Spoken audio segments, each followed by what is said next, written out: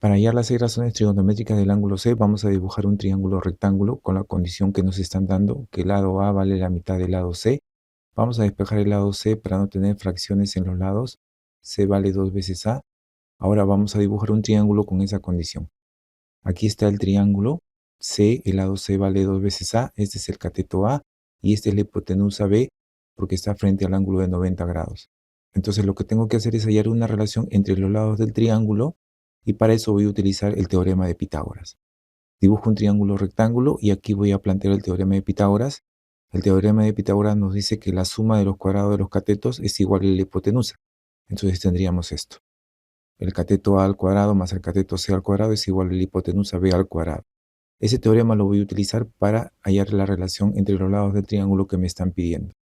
Aquí tengo el triángulo, vamos a plantear el teorema de Pitágoras, el cateto A al cuadrado más el cateto C que vale 2A al cuadrado es igual a la hipotenusa B al cuadrado. Entonces aquí tengo que elevar al cuadrado, elevando al cuadrado tendría 2 al cuadrado, 4A al cuadrado, A cuadrado, y tendría así la ecuación. Aquí puedo sumar A cuadrado más 4A cuadrado tendría 5A cuadrado, 5A cuadrado igual a B cuadrado, saco raíz cuadrada y tendría el valor de B. B vale raíz cuadrada de 5 por A. Vamos a escribirlo aquí para saber cuánto vale la hipotenusa, es raíz de 5 por A.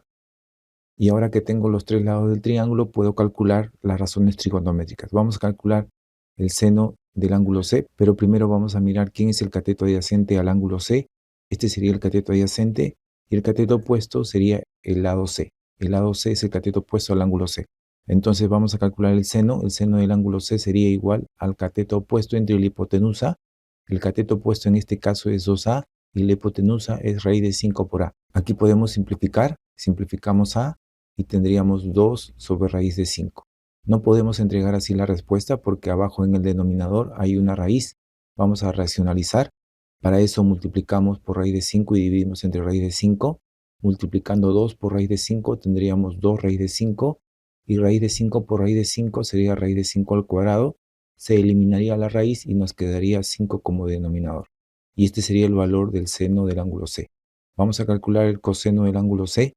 El coseno del ángulo C es igual al cateto adyacente sobre la hipotenusa. El cateto adyacente al ángulo C es el lado A y la hipotenusa es la raíz cuadrada de 5 por A. Puedo simplificar, simplificamos aquí A y tendríamos 1 sobre raíz de 5. Aquí también hay que racionalizar, entonces multiplicamos por raíz de 5 y dividimos entre raíz de 5. 1 por raíz de 5 sería raíz de 5, raíz de 5 por raíz de 5 sería raíz de 5 al cuadrado.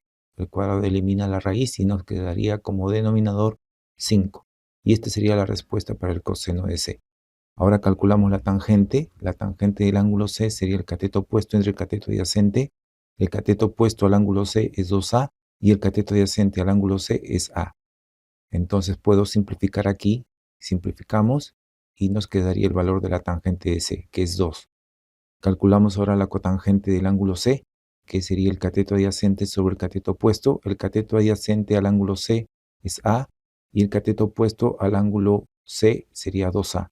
Simplificamos y tendríamos el valor de la cotangente, que sería 1/2. Calculamos ahora la secante del ángulo C, que sería hipotenusa sobre el cateto adyacente. La hipotenusa vale raíz cuadrada de 5 por A y el cateto adyacente vale A.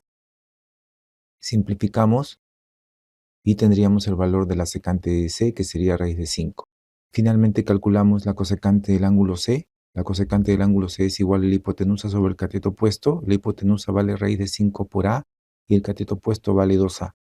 Simplificamos A y tendríamos el valor de la cosecante, que sería raíz de 5 sobre 2.